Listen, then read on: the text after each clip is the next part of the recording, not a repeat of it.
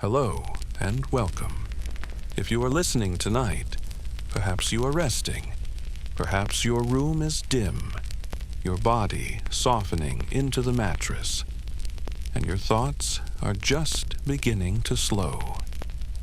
Tonight, we begin a quiet journey, not through empires or battles, not through the roaring pages of politics or conquest, but through the slow unfolding of something simple, something that has touched millions of hands across thousands of years. 2 slender sticks, nothing more, nothing less. The humble chopstick. It may seem such a small thing to deserve a history, but so much of human life is built upon the small. The tools we use without thinking, the gestures that repeat every day, the rhythms of eating, sharing, washing, and putting away.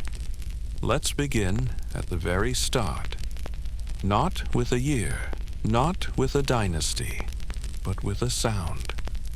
The faint hush of wind brushing through bamboo leaves. The whisper of early morning in an ancient valley somewhere in East Asia. The world is green and soft with mist. The air smells faintly of wet earth and smoke from a cooking fire. A farmer wakes before sunrise. He stirs the embers of last night's fire, feeds it a little kindling, and places a clay pot filled with rice over the flame. Beside the pot lies a stick, a simple, unshaped length of wood. He uses it to stir the grains, to lift a lid to poke the logs in the fire. Nothing about it is elegant or intentional. It's simply what's nearby. A tool found rather than made. And yet, from these small acts of practicality, something enduring begins to form. The movement of that stick, its lightness in the hand, its precision for picking and stirring, planted a quiet idea. The 2 sticks together, moved with balance and rhythm, could serve not only to cook, but to eat. Imagine, for a moment, the rhythm of early agrarian life. The cycles of planting, growing, harvesting. The centrality of rice and millet. The shared meals after long work in the fields. There was no cutlery of metal, no knives at the table, no ornate forks glinting in candlelight. Instead, people ate from shared pots. Food was cut into small pieces before cooking, so that it might be lifted easily from bowl to mouth.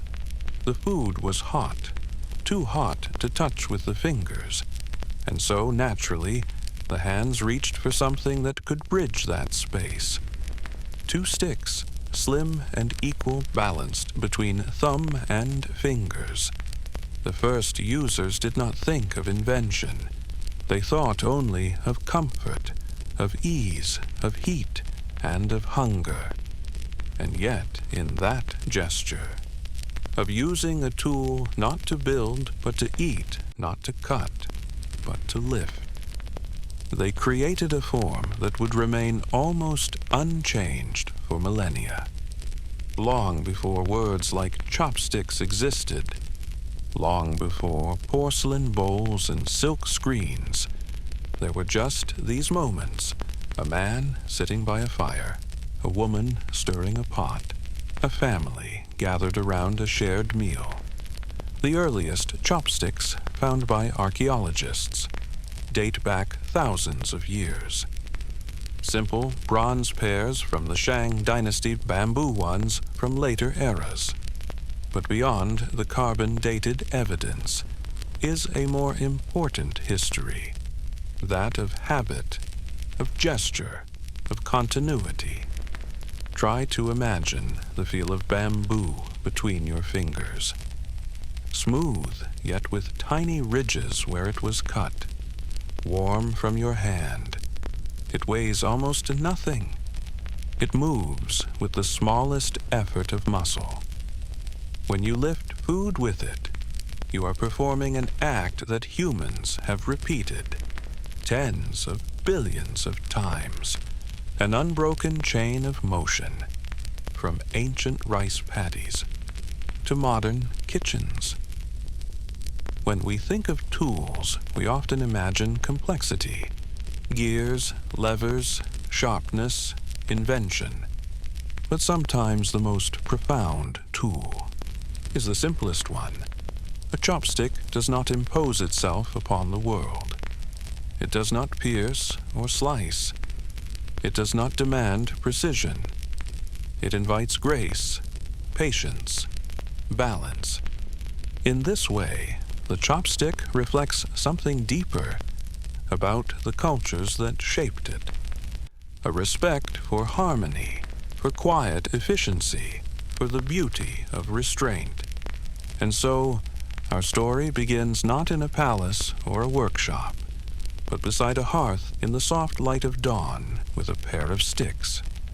Time moves slowly now as we drift to the banks of the yellow river. Mist curls along the surface of the water. Villages of mud brick and reed stand along its edges. Smoke rises in thin lines from cooking fires.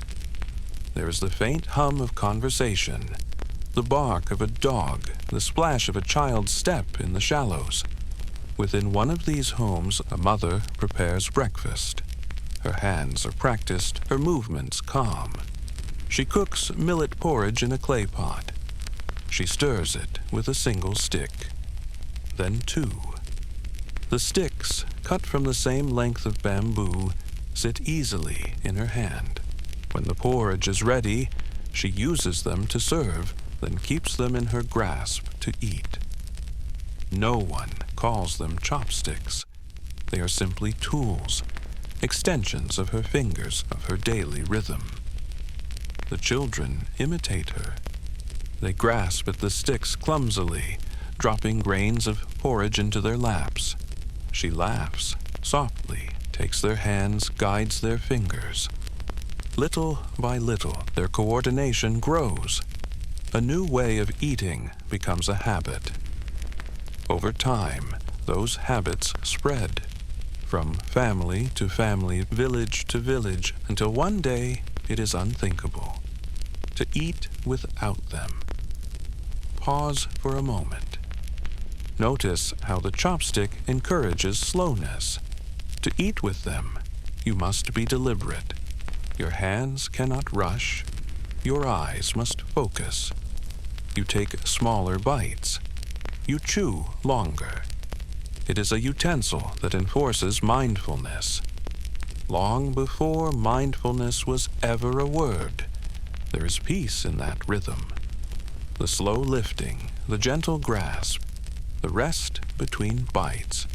It becomes a quiet meditation, repeated 3 times a day. Archaeologists tell us that the earliest forms of chopsticks were not used solely for eating. They were kitchen tools, for stirring, serving, reaching into hot pots. Some were carved of bronze, others of bamboo or wood. They appear in burial sites placed beside pots and bowls, perhaps meant to serve the departed in the afterlife. This tells us something about their meaning. To bury a person with chopsticks is to acknowledge them as part of life's essentials, as vital as food, fire, and shelter. Over generations, these sticks took on names, symbols, and subtle cultural meanings. But in these earliest moments, they were simply companions to survival. Think of the natural world around those early users. The tall stands of bamboo swaying gently in the wind. The rivers reflecting the pale morning light. The soil, rich and dark, filled with water after summer rain. Everything in that landscape is gentle, flexible, shaped by rhythm rather than force. It makes sense, then, that their tools mirrored that world. Bamboo is light, renewable, resilient. A single stalk can become many chopsticks. The process of making them is quiet. A few cuts, a little smoothing. No forge, no fire, no hammer. It's the kind of craftsmanship that belongs to stillness rather than noise. A labor done at the edge of evening while the day cools and the first stars begin to appear.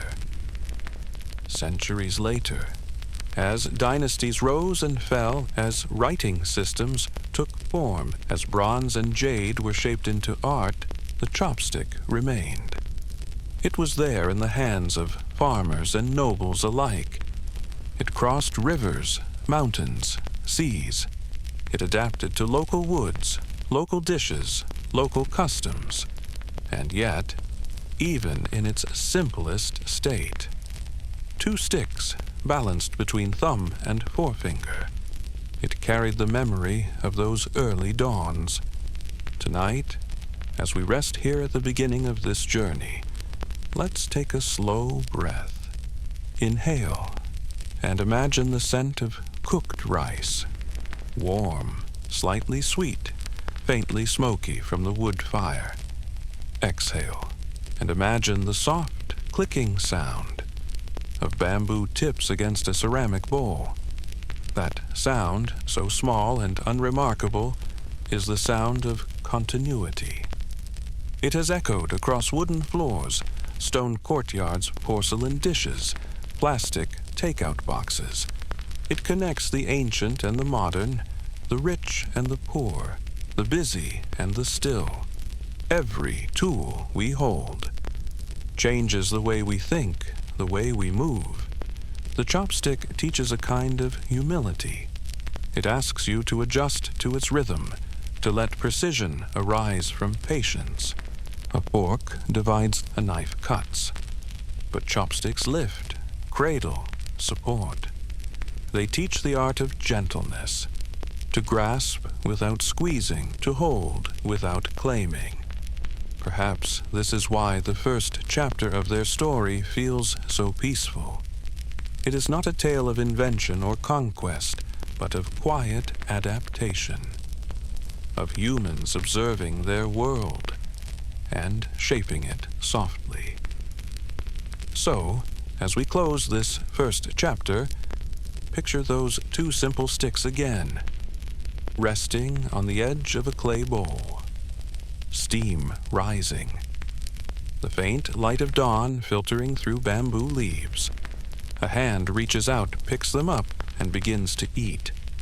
Not with ceremony, not with pride, but with ease.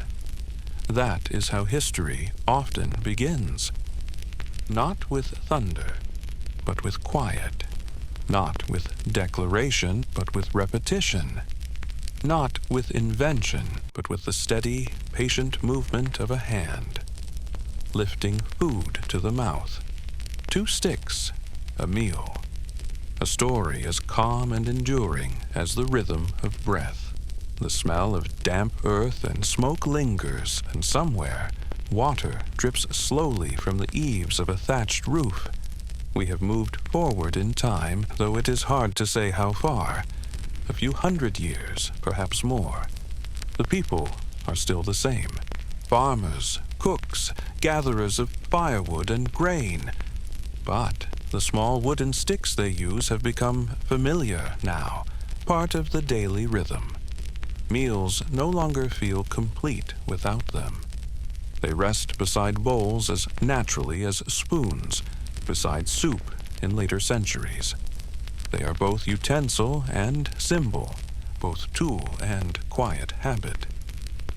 Imagine, if you will, a house of packed clay walls. In an early village along the Yellow River, the roof is thatched with reeds. The interior smells faintly of ash and stored millet. Inside, a woman kneels beside the hearth.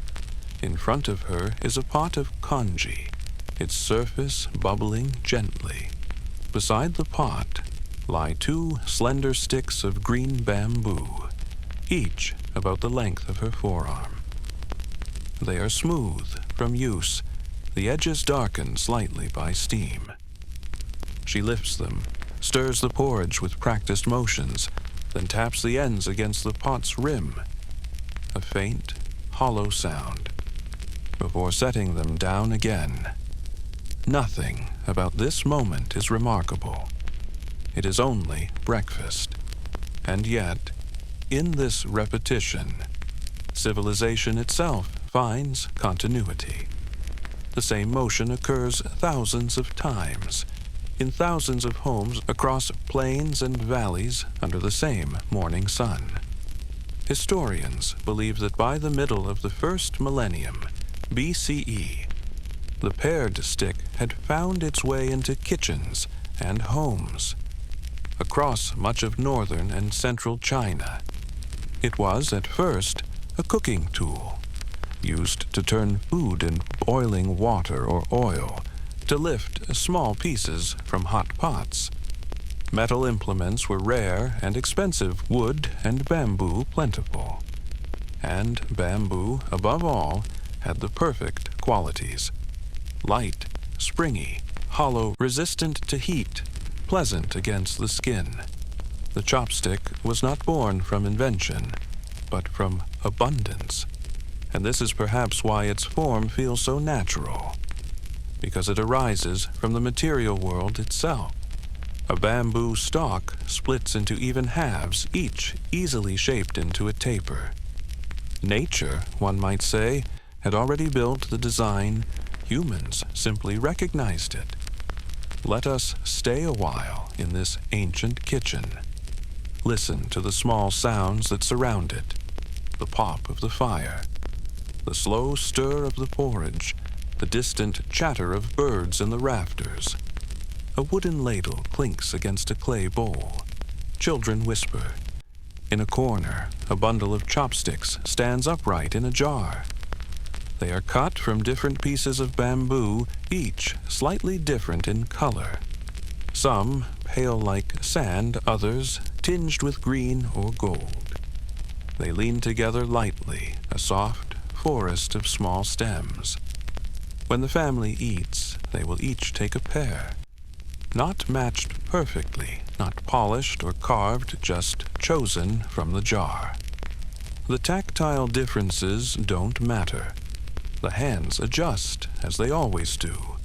That small jar of bamboo is a reminder that even the simplest objects carry warmth through their familiarity. The touch of a worn handle, the faint bend in a stick used for years. These are the textures of home. As society grew, so did the ways people cooked. Boiling and steaming became central methods. Foods were cut into small bite-sized portions before cooking, to ensure even heat, to share easily, to eat without knives at the table. Thus, the chopstick became not just convenient, but inevitable. Its shape matched the cuisine. The food, in turn, evolved with the utensil. Everyday tools and everyday meals shaped each other quietly, the way river water smooths stone. Let's pause and imagine another setting. A small roadside stall along a dirt track used by travelers and merchants. A pot of soup steams on a fire. A traveler sits on a low stool, dust clinging to his robe. The cook offers him a bowl of noodles. They glisten with broth and herbs. Beside it, a pair of chopsticks, slightly uneven, made of wood darkened by use. The traveler lifts the sticks, tests their balance in his fingers. They are heavier than bamboo, a little rough where they've been cut. Still, they serve their purpose. He twirls a small portion of noodles, lifts them carefully to his mouth. The broth is hot and the chopsticks tremble slightly in his hand. He blows, gently takes a bite. The heat, the scent, the quiet, all merge into one long exhale. He eats slowly. Each motion of the chopsticks marks a rhythm. Dip, lift, cool, bite, chew, pause, an ancient rhythm of sustenance. Archaeologists sometimes find chopsticks buried in tombs or stored in bundles, beside kitchen remnants, evidence that they were considered part of life's essentials. Some are carved, others plain. Many bear small scorch marks, signs of long years of use. These artifacts tell us that the chopstick was not ceremonial in its origin. It belonged first to laborers and to farmers, to travelers, the hands that cooked their own food. Only later would it gain elegance, ornament, etiquette. For now, it remained what it had always been, a bridge between food and hand, between heat and hunger. To picture this world more clearly, we might step into a workshop along the edges of a bamboo grove. An old man sits cross-legged on a wooden floor. He splits bamboo stalks with a thin knife, the blade gliding easily along the grain. Each strip falls away cleanly, sounding like soft paper tearing. He sets the strips in pairs, trims the ends, and smooths them with a flat stone. Now and then, he hums under his breath, a tune he's known for years. Beside him, sunlight filters through slatted walls, casting pale bars of light across the floor. Dust dances lazily in the beams. By the end of the afternoon, there are dozens of pairs lined neatly in bundles, tied with thin fiber cord. He will trade them for rice or oil, or perhaps give them as a gift to a neighbor. He does not think of himself as an artisan. He is simply making what people need. But in the quiet repetition of his work, there is an art dash, the art of shaping something useful from what the land provides.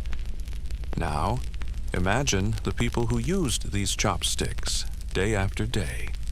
Their hands develop small habits.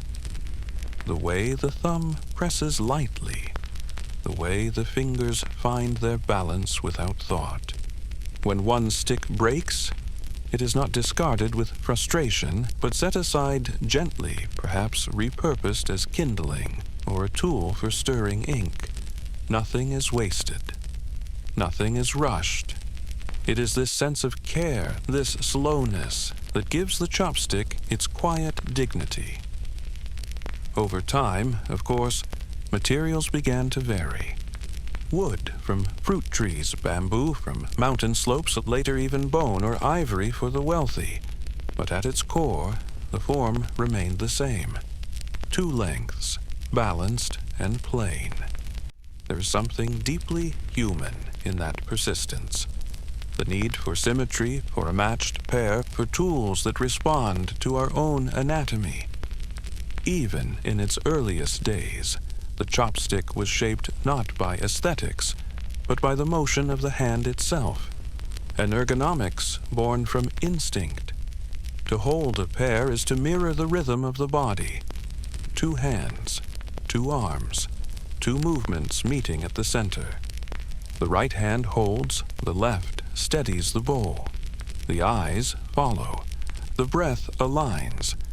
Eating becomes not an act of urgency, but of balance. It's worth pausing to consider how this utensil subtly shapes culture. When food must be small enough to lift with sticks, dishes themselves evolve toward harmony.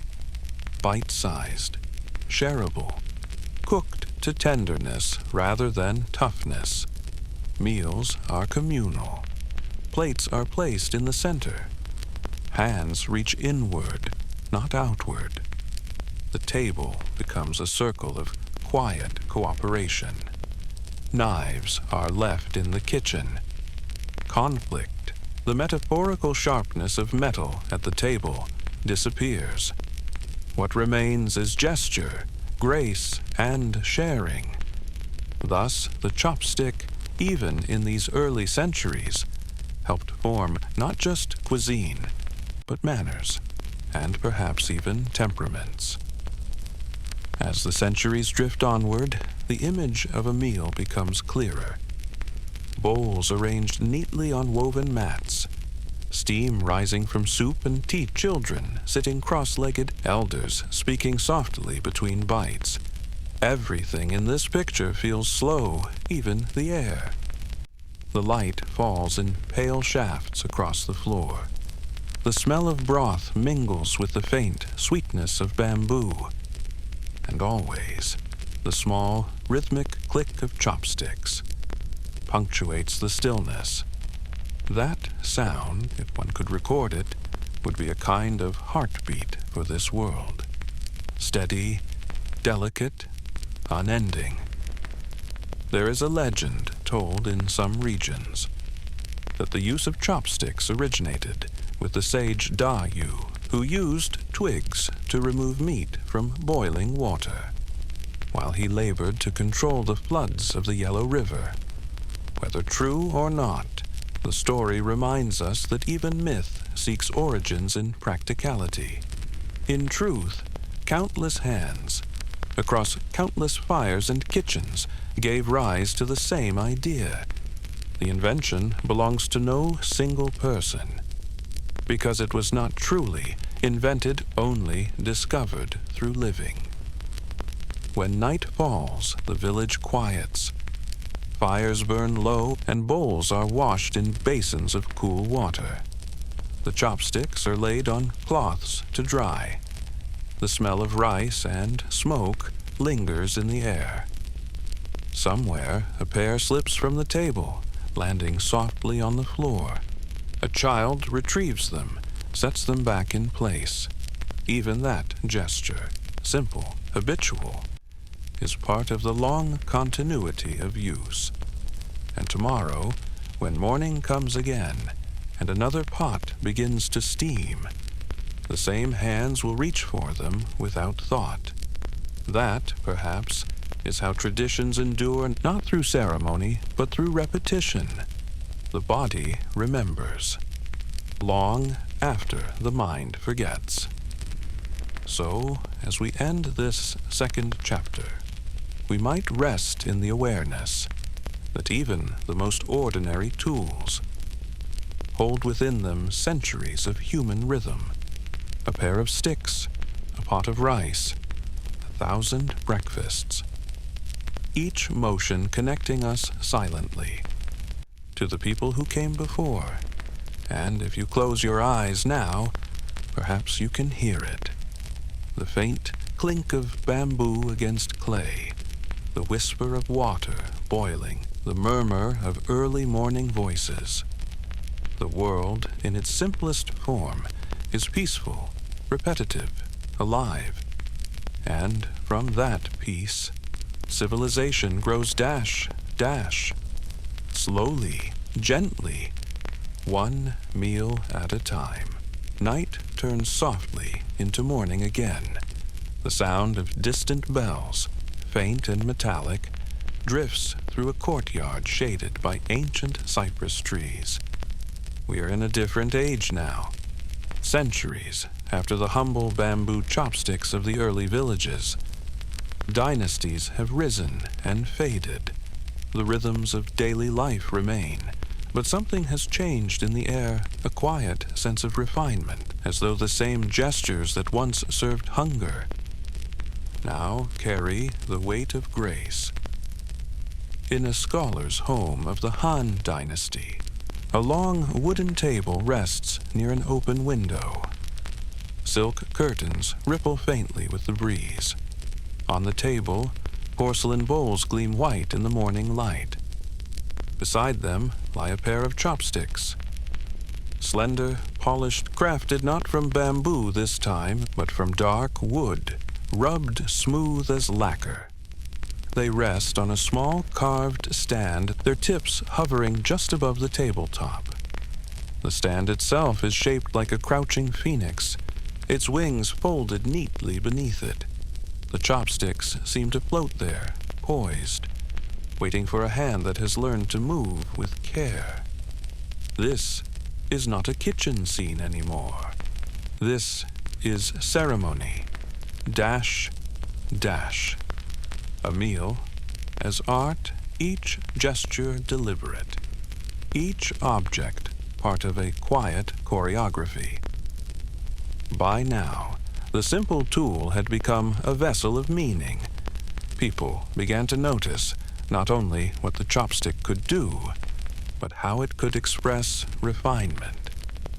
The upper classes commissioned sets made of carved sandalwood, lacquered bamboo, sometimes tipped with bone or silver. Each pair was a statement of taste and restraint. Too ornate, and it betrayed vanity. Too plain, and it risked seeming crude. The balance between the two became its own form of beauty, much like calligraphy, where the brush stroke reveals the state of the heart. The way one handled chopsticks began to reflect inner cultivation. Imagine now a small gathering. Scholars seated cross-legged around a low table reciting poems, laughing softly over wine and tea. Plates of delicacies sit between them, pickled vegetables, steamed dumplings, slices of pear arranged like petals. Each man lifts his chopsticks with measured grace, his movements unhurried. The room is filled not with chatter, but with that particular kind of silence that accompanies concentration, a silence that honors presence. To eat this way is to practice awareness. The chopstick, simple as it is, becomes a tool for mindfulness. Each bite requires attention, a small act of care, a meditation in motion. In time, etiquette manuals appeared, handwritten guides describing how a person of refinement should sit, how to lift the bowl, how to rest one's chopsticks when pausing between bites. They cautioned, do not point your chopsticks. Do not stand them upright in a bowl of rice. Do not lick the tips, nor pass food directly from one pair to another. These gestures, they said, belonged not to life, but to death. For upright chopsticks resembled incense sticks offered to the departed, and passing food between pairs mimicked funeral rites. Thus, even in the smallest motions of a meal, the living remembered the dead. The table became a space where reverence mingled quietly with daily life. Some chopsticks were inscribed with short poems, tiny verses etched into wood or bone.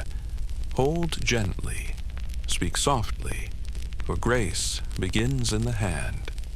Others bore blessings for health, for longevity, for harmony at the table. The characters were small, meant not to be read aloud, but to be known through touch.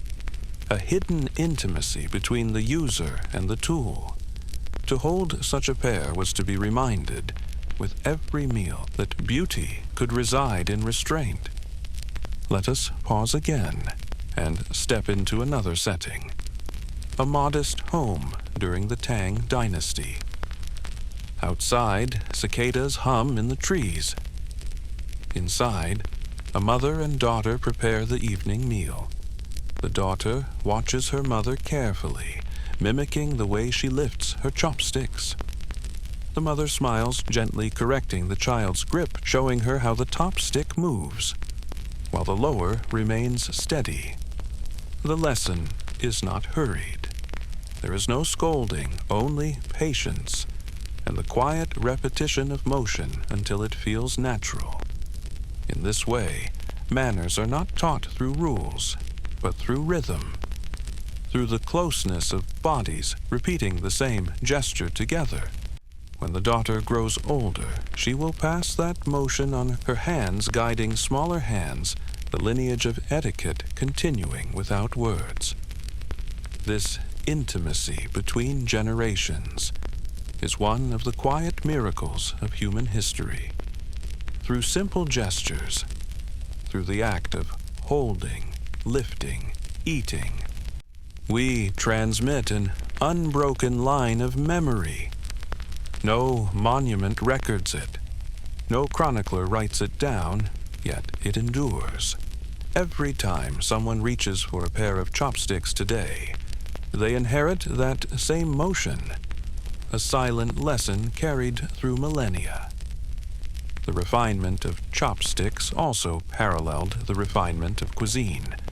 During the Tang and Song dynasties, food became more intricate, meals more varied.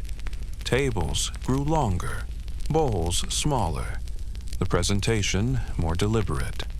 The chopstick, once rustic and uneven, became slim, balanced, polished to a soft sheen.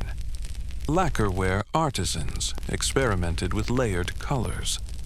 Black over red, red over gold. Each pair finished with a mirror-smooth surface that glowed softly under lamplight.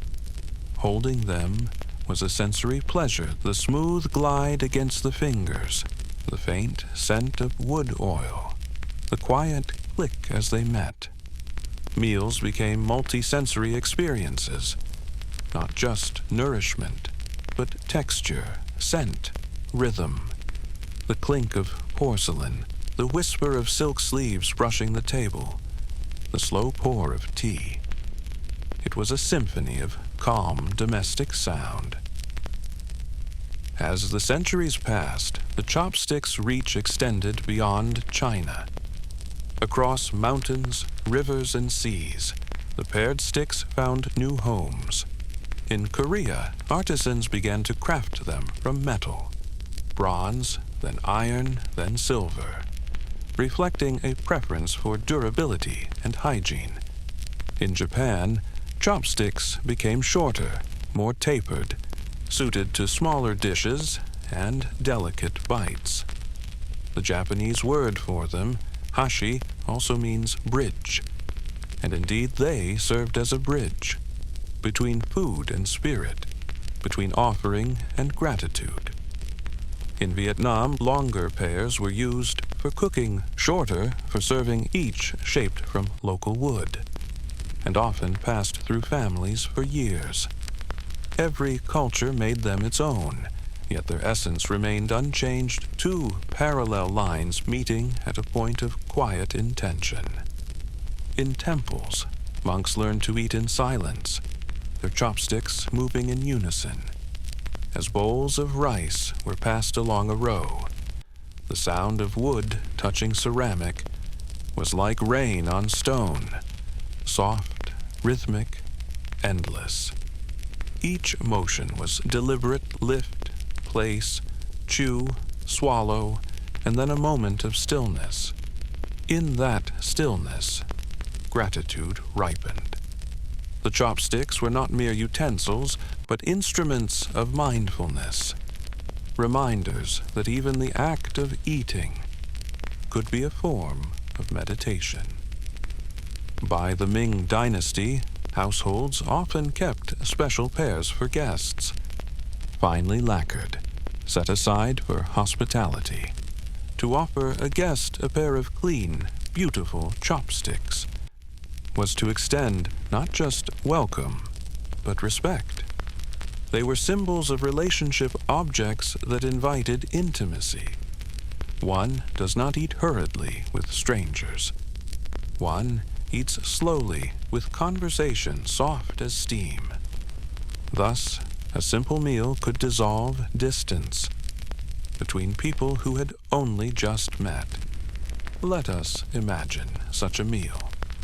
A small courtyard shaded by willows, lanterns glowing softly as dusk descends.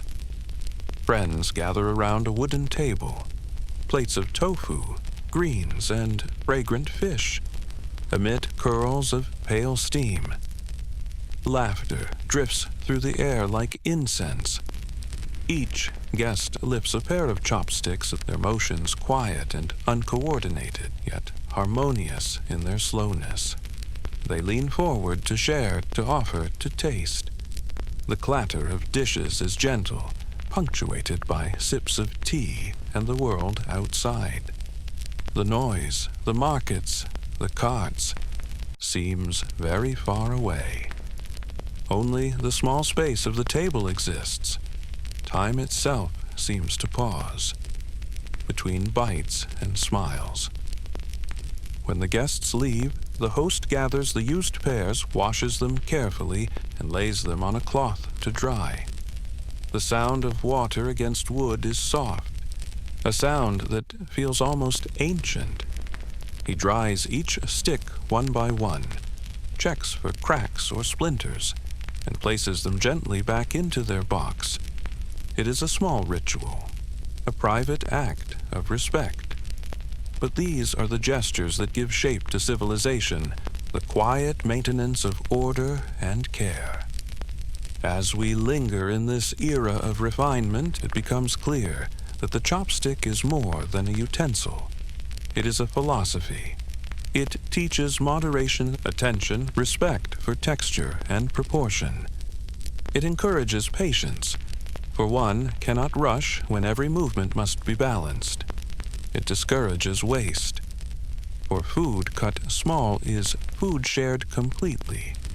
It dissolves hierarchy at the table, for all must reach inward, all must share. And in its simplicity, it reminds us that beauty often lies, not in invention, but in continuity. So, when you next hold a pear, whether of wood, metal, or bamboo, pause for a moment. Feel the smooth surface against your fingertips. Think of the countless hands before yours, each repeating the same gentle motion. Think of the meals eaten in quiet gratitude, of laughter that faded into dusk, of long-ago mornings filled with steam and bird song. Every chopstick carries that history not as weight, but as warmth. A simple tool, refined over time, shaped by grace and habit. A reflection of who we are. When we are most at peace, there is a faint rustle of wind again, as if the world itself has turned a page. The age of quiet refinement has not ended, but the air carries new sounds now.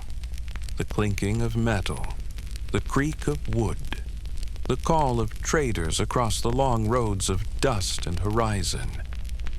Somewhere beyond the eastern mountains, a caravan begins to move. The year is uncertain, perhaps the late Han, perhaps a little later. For in history, the movement of people seldom happens at once. It is a slow migration of customs, a drift of ideas, one gesture carried from hand to hand until it finds new soil. The Silk Road is not yet a road, but a series of pathways braided through deserts and valleys. Camels pad softly over dry sand, bells hanging from their necks ringing dully with each step. Among the bundles of silk, salt, jade, and herbs, there are also humbler things. Small tools, inexpensive wares, the unnoticed companions of daily life. And somewhere, in a bundle wrapped with cloth, perhaps a few pairs of wooden chopsticks travel too. A merchant carries them not because they are precious, but because they are familiar. He will need them when he stops to eat, at some distant outpost along the way. The same motion of the hand that he learned as a child will bring him comfort under a foreign sky. At night, the caravan stops. A fire burns low against the wind. The sand glows faintly red in the ember's light. The merchant eats from a small metal bowl, rice cooked with bits of dried fish. He lifts it with his chopsticks, pausing now and then to watch the sparks drift upward. His companions eat with their fingers or with spoons hammered from bronze. They glance curiously at his slender sticks, and he laughs softly, offering to show them how they work. He breaks a small piece of bamboo, shapes it quickly with his knife, and hands each man a pair. The firelight flickers on their faces. As they fumble, drop grains, and laugh again. It is a moment of shared curiosity, the simplest kind of exchange. And perhaps, long after the journey ends, one of them will remember the gesture and pass it along elsewhere. That is how cultures travel. Not through conquest or decree, but through kindness around a meal. By the time centuries have passed, those small exchanges have rippled outward. Across the sea to the Korean peninsula, across the straits to the islands of Japan, the same twin sticks appear, in new hands shaped by different forests, polished by different tools. Each land makes them its own, as if the material of the world. Reshapes memory to suit its grain. In Korea, the abundance of metalworking turns the chopstick from wood to bronze. They are heavier, cooler, their surfaces engraved with simple patterns. Meals are eaten with both spoon and stick, one for rice, one for side dishes. A quiet duality, a balance of texture and temperature. In Japan, the air is saltier, the cuisine lighter, the gestures more delicate. The chopsticks there become shorter, more tapered, shaped for the lifting of fish and seaweed, for small portions that require precision rather than reach. And still, though the form shifts, the soul remains unchanged. Two sticks held in balance, a bridge between hand and sustenance. Trade winds carry more than goods. They carry rhythm, habit, and the sound of soft motion repeated over time. Ships leave the southern ports of China, their sails swelling like clouds. They drift through the South China Sea, past islands dotted with palms, to the coasts of what is now Vietnam, and farther still. At each port, a piece of the domestic world arrives. A bowl, a utensil, a way of sitting together at a table. Even when the language changes, the body remembers how to eat slowly, how to lift food with care, how to share what is warm. There is something poetic in that continuity, a quiet thread linking homes separated by oceans. If you listen closely, you can almost hear it, a conversation without words spoken in gestures. A bowl passed forward, a pair of sticks raised a nod of thanks. Each act echoes the same spirit: modesty, attentiveness, and the reverence of daily life. We have followed the chopstick far from its birthplace, and yet nothing about it feels foreign. The same simplicity that suited the bamboo groves of the Yellow River suits also the rice terraces of Gyeonggi, the coastal villages of Kyushu, the deltas of the Red River. The same hands that built temples and ships still return, at the end of the day, to a bowl, to a pair of slender sticks, and to the silence that comes when hunger is replaced by contentment. The wind along the southern coasts is warm, carrying the scent of salt and rain. The sea breathes slowly, inhaling and exhaling against wooden hulls, painted with symbols that have long since faded from memory. Boats arrived bringing spices, porcelain, textiles, and with them, ideas about how to eat, how to live, how to show respect in the small moments between hunger and gratitude. In the river deltas of what we now call Vietnam, families cook beside the water. The air is filled with the hiss of oil, the aroma of lemongrass and fish sauce, the constant rhythm of work. When traders from the north first arrive, their utensils seem strange. these long, paired sticks used to pluck food from bowls, without ever touching the hands. But curiosity, as always, dissolves distance. People watch, try, and soon adapt. Bamboo grows tall and plentiful here. It bends easily, splits cleanly. Within a generation, chopsticks appear in every market stall. Cut from fresh shoots, bundled with reed ties, sold beside baskets and bowls. In the evenings, families sit cross-legged on woven mats. Children chatter softly as bowls of rice and vegetables are passed around. Each person has a pair of bamboo sticks, simple and uneven, polished by the natural oils of use. They dip into shared dishes, each motion careful not to intrude.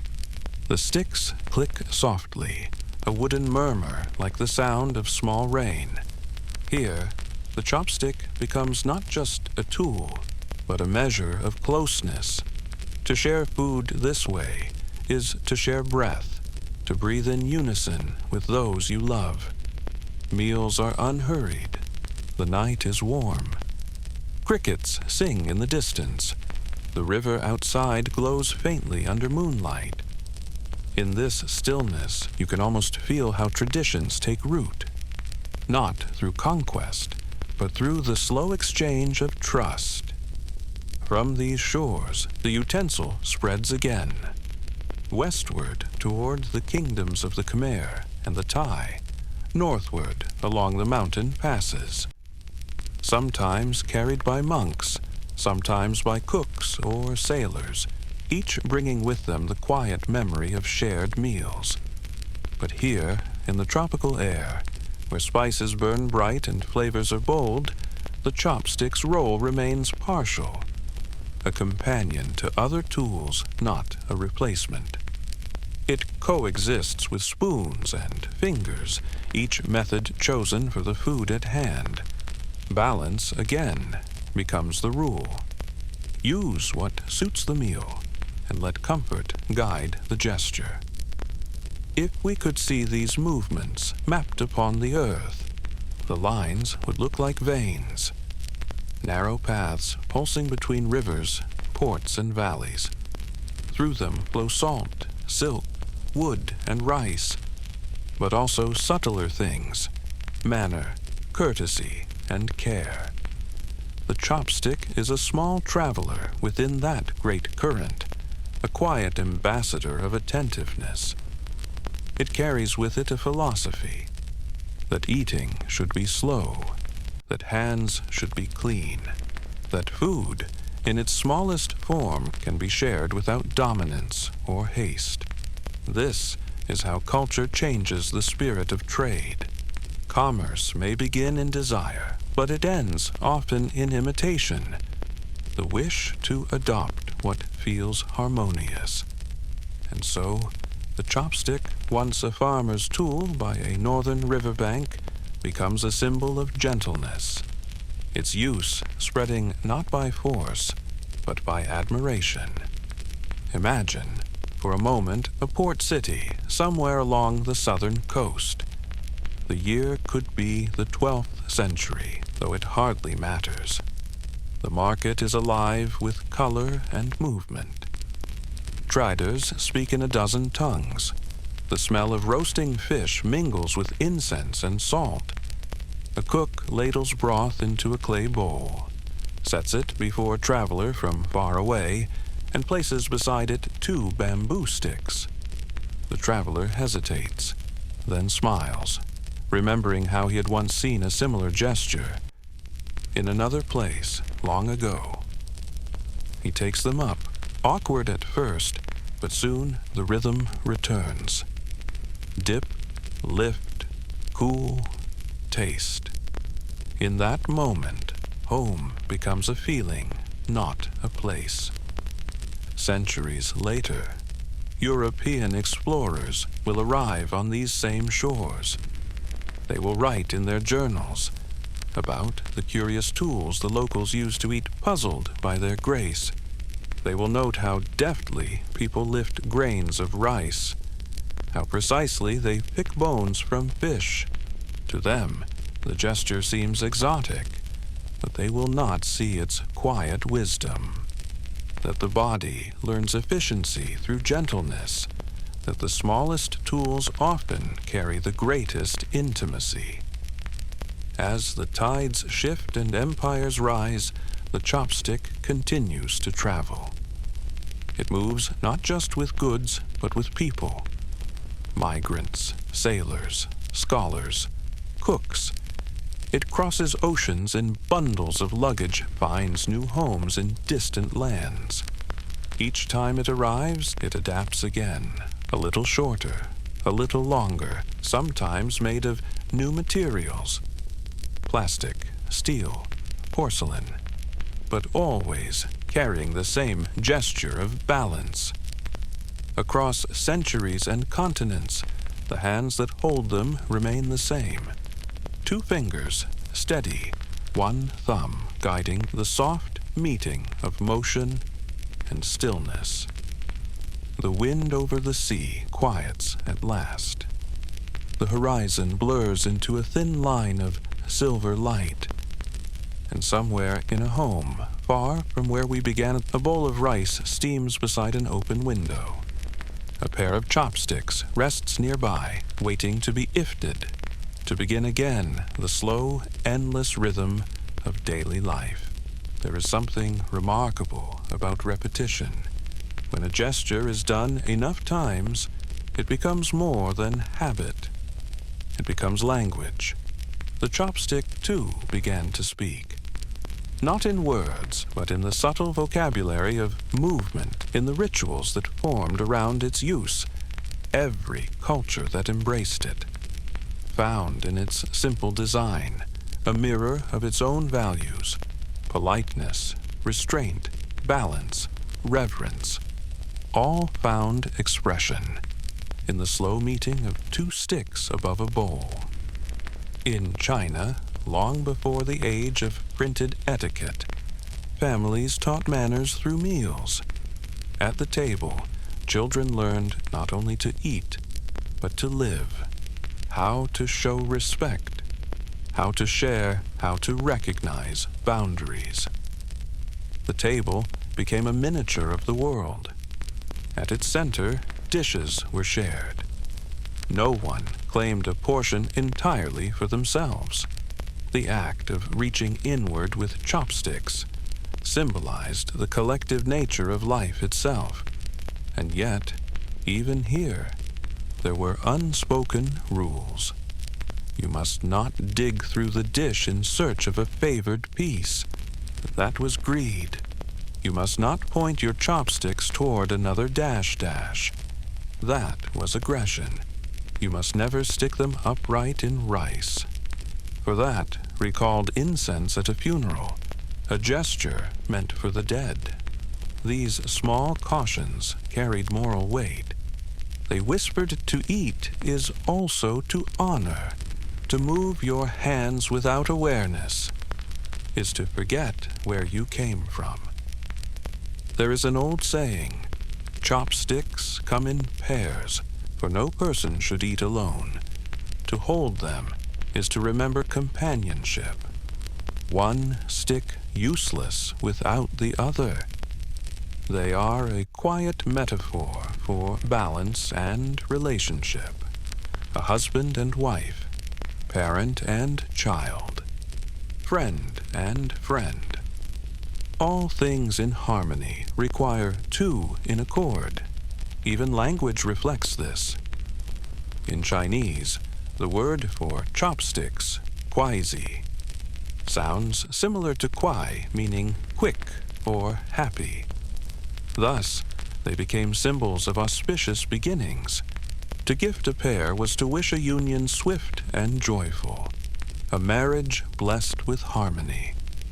At weddings, red lacquered chopsticks were sometimes tied together with silk thread or golden ribbon. 2 slender lines bound as one. A promise, simple and quiet, laid beside bowls of rice and tea. In Japan, the symbolism grew delicate, refined. Every family kept a set of chopsticks used only on New Year's Day. They were double-pointed so that one end might serve the gods and the other the living. It was a reminder that all nourishment flows from the divine. Children received their first personal pair at the age of learning to eat properly, a rite as gentle as a baptism, marking the passage from infancy to mindfulness. Parents would often write the child's name on the sticks in careful brushwork, a mark of both pride and protection. In Korea, the symbolism took on clarity and restraint. Metal chopsticks, cool to the touch, came to represent purity. Food untouched by wood or flame. In royal courts, silver chopsticks were used. To detect poison, the metal said to tarnish if danger was present. Even in common households, they retained that association with safety. A mother, setting the table, might rest her child's chopsticks neatly upon a spoon, saying softly, "Eat well, eat safe." In this way, a utensil became a charm, a prayer for well-being spoken not through words but through care. And so, across all lands, the paired sticks acquired layers of meaning. That had little to do with food and everything to do with how people saw one another. They became a language of gesture. A raised pair might signal invitation, a resting pair, contentment, a crossed pair, refusal. Even silence could speak, through how one placed them on the table. Scholars have written of the etiquette of quiet, but perhaps it is simpler to say that these gestures were ways of seeing, of reminding ourselves to move gently, in a world where every motion is witnessed. The rituals surrounding meals became small acts of meditation. One does not rush with chopsticks. The body must align with their rhythm. Too quick and food is dropped. Too forceful and balance is lost. Thus, the utensil itself teaches calmness. It rewards steadiness, punishes haste. It reminds us again and again that grace is found in stillness, and perhaps that is why it endures, because it invites not only nourishment, but awareness. Some evenings, families would light incense before a meal, set the bowls, and bow their heads in silence. The chopsticks, resting across the bowls, waited like quiet instruments before a song. Only after the eldest lifted their pair would the others begin. A rhythm of gratitude, unspoken yet perfectly understood. In those moments, the meal was no longer simply sustenance. It was prayer made visible. Night has fallen across the villages and cities of Asia. Windows glow faintly with candlelight. Dinner is long finished. But on many tables, two slender sticks still rest quietly across the rim of an empty bowl. There is peace in that stillness, and also mystery. For even after the meal, the chopstick remains a symbol, an object of superstition, a vessel for meaning deeper than appetite. In old villages, it was said that the way your chopsticks fell could foretell small fortunes. If they landed neatly beside one another, your next journey would be smooth. If they crossed, some small misfortune might come your way. And if one rolled far from the other, a loved one might soon travel or be lost to distance. These were not predictions in fear, but whispers, gentle reminders of life's balance, how harmony in small things might reflect harmony in the unseen. The wooden pair thus became like an oracle of daily life, a signpost within the simplest act. Some believed that chopsticks could sense energy, that a restless spirit lingering near might cause them to move ever so slightly when unattended. Children, half believing and half in play, would leave their chopsticks crossed over their bowls at night and peek in the morning to see if they had shifted. If they had, it was said that an ancestor had visited ... Not to haunt, but to bless. The act of eating, then, was not only nourishment for the living, but a continuation of communion with those gone before. In certain provinces, new chopsticks were carved at the start of each lunar year. The first pair, used on New Year's morning, was never thrown away but wrapped in cloth and kept in a family chest.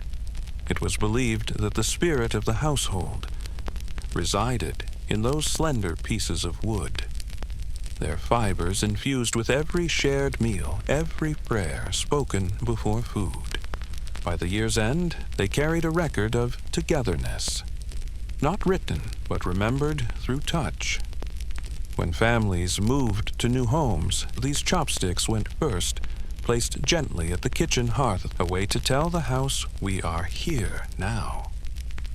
In the temples, monks sometimes used chopsticks in meditation exercises, not for eating, but as instruments of focus.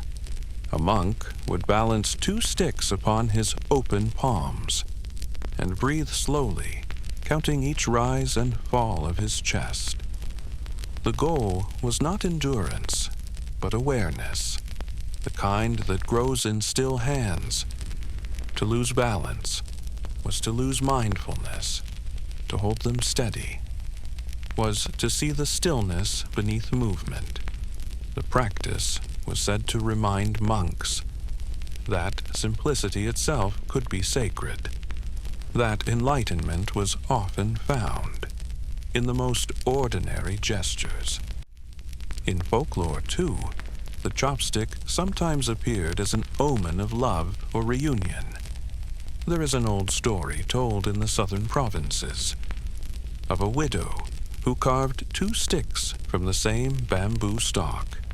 Each night, she placed them beside a small bowl of rice and spoke softly to her late husband, believing his spirit might share the meal. One night, she dreamed she saw him, young again, smiling, holding those same chopsticks in his hand. When she woke, they had fallen across the bowl in the shape of a perfect heart. She took it as a sign that love, like bamboo, bends but never breaks. Even the materials themselves held meaning. Bamboo was favored for its honesty, light, strong, unadorned. To use bamboo chopsticks was to live simply, close to the rhythms of nature. Wood, especially from fruit trees, was said to carry blessings of sweetness and fertility. Lacquered chopsticks, gleaming in red or black, were used for celebrations. Their shine meant joy, their color, luck. Metal, by contrast, spoke of formality, of precision and restraint. In Korea, a polished pair of metal chopsticks on a silk cloth might symbolize clarity, a wish that the heart remain untainted. Each material became a subtle language. When a guest was honored, a host might choose the finest lacquered pair. When a family dined quietly, plain bamboo would suffice. The world, it seemed, had taught people how to express emotion, without a single word, through texture, through weight, through color. Sometimes, at funerals, a bowl of rice would be placed before the altar of the deceased, and 2 chopsticks stood upright in it. To the living, this gesture was taboo at the dinner table, a sacred boundary not to be crossed. It reminded all who ate together that the line between life and memory was thin but honored. Even superstition then served as a kind of mindfulness, a way to keep reverence alive in the everyday. Across centuries, the chopstick has held many identities: tool, teacher, talisman, bridge, and perhaps that is its quiet genius. It never speaks, but it teaches endlessly.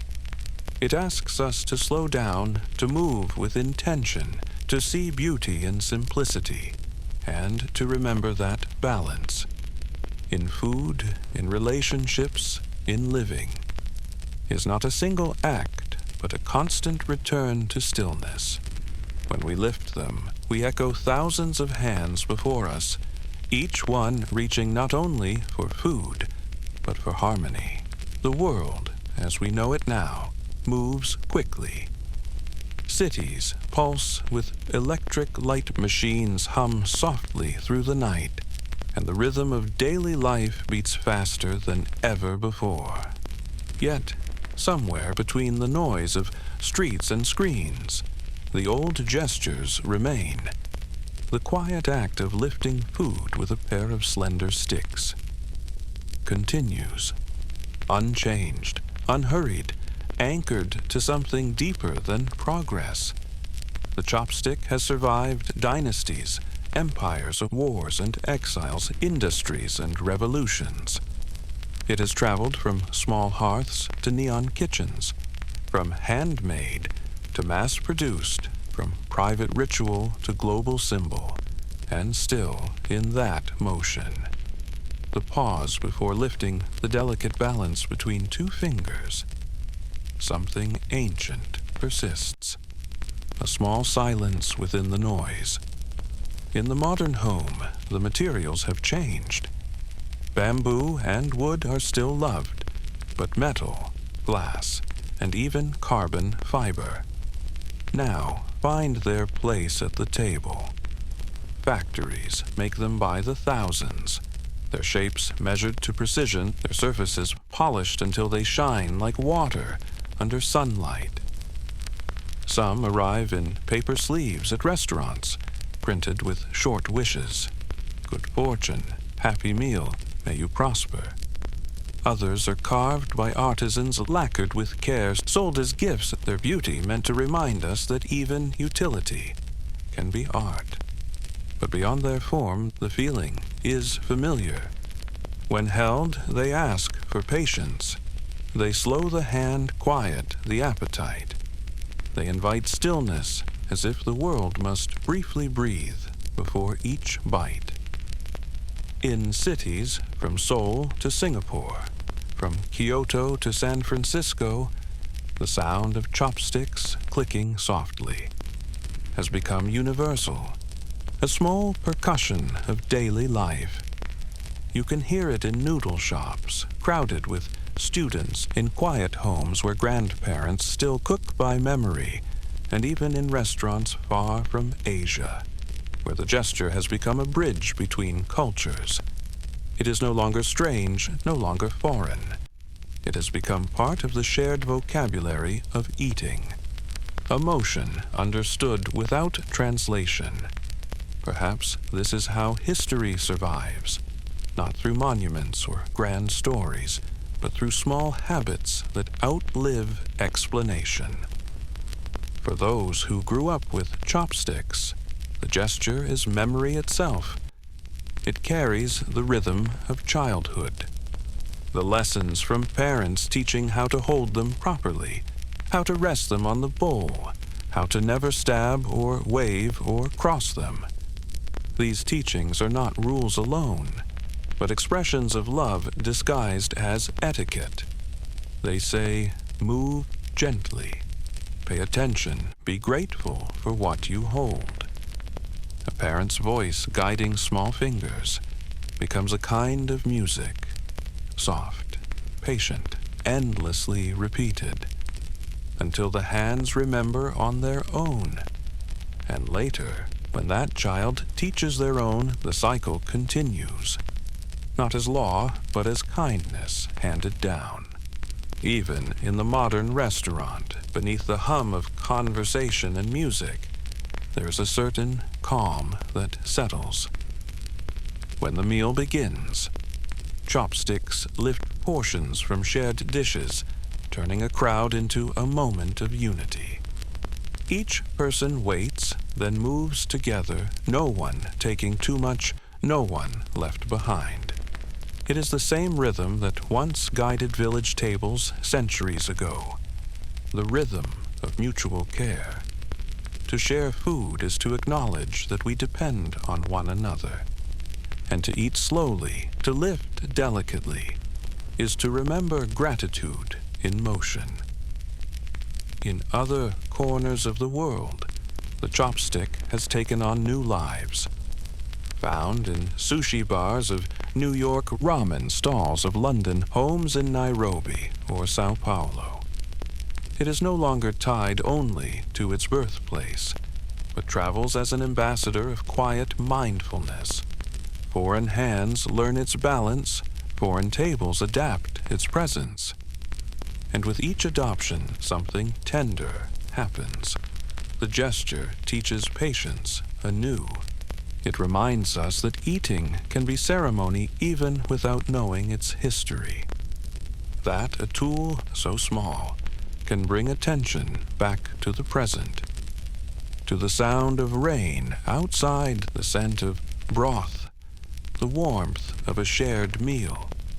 When we speak of heritage, we often think of monuments, artifacts, or books, but sometimes heritage is the motion of the hand, repeated until it becomes instinct.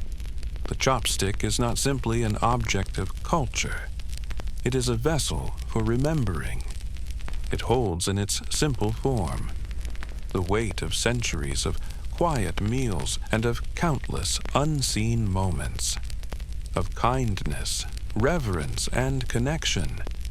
It is proof that simplicity endures, that a design born from practicality can grow into philosophy. In the modern kitchen, where steel appliances gleam and recipes glow from digital screens, a pair of chopsticks might rest on the counter, plain, unassuming, waiting to be used. They are easy to overlook, as history often is. Yet, when lifted, the same motion begins again, linking present to past, in one continuous gesture of balance. The world changes, but the rhythm of the hand remains. Morning light spills across a kitchen counter. It moves slowly, golden and soft, turning wood and steam into quiet color. Somewhere, water boils. The world begins again, and on the table, as always, a bowl, a cup of tea, a pair of chopsticks. They rest as they have for millennia, crossing the silence between generations. If you look closely, you might feel time settle in the air, not as years, but as presence. The same presence that lived in the bamboo groves of the early dynasties, that echoed in the laughter of travelers along the Silk Road, that whispered through the hands of mothers teaching their children to eat. Each meal is a continuation, each gesture a memory repeated so often that it no longer belongs to anyone, but to everyone. In an age that prizes speed, the chopstick offers an alternative rhythm. It cannot be rushed. To eat too quickly is to stumble, to drop, to spill. The body must slow, the mind must follow. In that slowing down, something shifts, a return to awareness. Perhaps this is why so many who live far from its origins find calm in the act of learning. At first, awkwardness, then laughter, then patience, and finally, the quiet satisfaction of motion found. The chopstick does not demand perfection, only gentleness. And gentleness in any language is a kind of wisdom. In some restaurants, you will find disposable pears made of pale wood, joined at one end. Before use, they must be separated. A small act that feels almost ceremonial. Two halves of one form divided, so they may function together. It is easy to overlook, but even this gesture carries meaning. Every separation is also a reunion. Every beginning, a continuation. And though the meal may be brief, the rhythm it creates, lift, hold, taste, pause, lingers like a heartbeat. There is a kind of sustainability in this tradition, quiet and unspoken. Chopsticks, when carved from bamboo, come from a plant that regrows swiftly, each stalk replaced by another in a single season. Nothing wasted, nothing hurried. This cycle mirrors the philosophy that birthed it. Take only what renews, act only with balance. Even as factories now produce them by the millions, some families still keep one handmade pear, polished over years of use, the grain darkened by touch. They are more than utensils. They are small archives of the household. They carry memory in every mark. When people sit down to eat together, even across cultures and continents, the essence remains the same. Hands lift, share, offer, receive. Conversation softens. Laughter rises and fades. And beneath it all, the subtle sound of chopsticks meeting porcelain, a wooden rhythm like gentle rain. In that sound lives continuity. It connects one quiet evening to another, stretching backward through time, until it meets the first firelit gatherings of humanity. Perhaps this is why so many who watch history for sleep find comfort in such stories, because they remind us that not all progress is noise, that some of it is as soft as the sound of eating together. In Japan, there is a word, itadakimasu. It is said before a meal and means not just I receive, but I humbly accept what has been given, by nature, by hands, by time. To lift chopsticks after saying those words is to acknowledge that we are connected to everything that brought the food to the table, the soil, the water, the farmer, the cook, and all who shared that path. And when the meal ends, the word gochi sausama follows. A soft thank you, a closure, a bow to the unseen labor that sustained you. The chopstick, silent between those two words, is the bridge. It mediates gratitude, not loudly, but through action. In the present day, some people use chopsticks as practice for mindfulness. They eat a meal in silence, focusing on the rhythm. Lift, hold, chew, breathe. The repetition becomes meditation. Each grain of rice, each slice of vegetable is acknowledged, not consumed in haste. It is an old philosophy reborn. That eating, too, is a form of awareness. For a few moments, the world outside disappears. There is only the bowl, the rising steam, and the twin sticks resting between thumb and forefinger. That small focus becomes a doorway to calmness that many forget they need. Centuries from now, it is easy to imagine that the chopstick will still exist.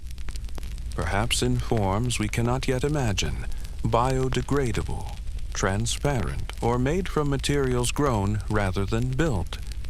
But the motion will remain the same. Human hands will still lift food to the mouth in that careful, balanced way.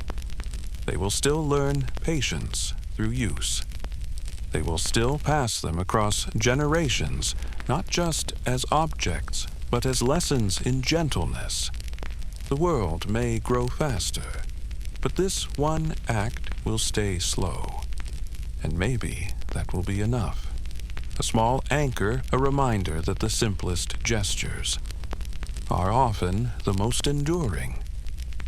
At the end of this long journey from the riverbanks of ancient China to the tables of our own time, what remains is not merely a utensil, but a meditation made physical. 2 pieces of wood or metal or bamboo, held just so, teaching balance, humility, patience, care. A philosophy of quiet motion disguised as the everyday act of eating. When we lift them, we touch the same current. That has moved through human hands for thousands of years. A current of continuity, a current of peace. And in that moment, in that single, small, graceful movement, history is not something past. It is something present, alive, and held gently between the fingers. Thank you for staying with me through long roads of memory, through firelight, sea wind, and silence. We began with a pair of simple sticks, carved from bamboo, born beside a quiet river thousands of years ago. And from that beginning, we followed them as they moved, across deserts, across oceans, through temples, homes, and the open hands of time. If you listen closely, you can still hear their story, not loud, but in the quiet rhythm of everyday life, in the motion of hands preparing food, in the breath shared between people at a table, in the pause before the first bite. A history not written in books, but in gestures. Small, repeating, human. The chopstick reminds us that history does not only live in monuments or ruins. It lives in what we touch, in what we pass forward, in the ways we slow down enough to notice the world. It is a history that feeds, that comforts, that endures quietly in the noise of modern life. So tonight, if you are listening in the dark with eyes half closed, let the story drift through you like soft wind through bamboo.